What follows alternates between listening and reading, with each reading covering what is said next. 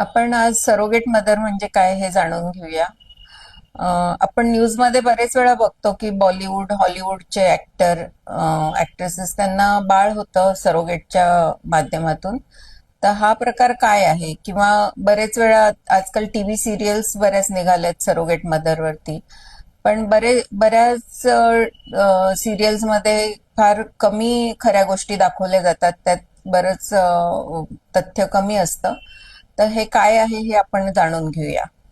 तर ज्या स्त्री पुरुषाला किंवा जोडप्याला वंध्यत्व आहे आणि काही कारणामुळे बरेच प्रयत्न करून मूलबाळ होत नाही आहे, तर अशा स्त्री किंवा पुरुषांना आपण सरोगेट मदरचा सल्ला देतो. ह्यात हा IVF चाच एक प्रकार आहे.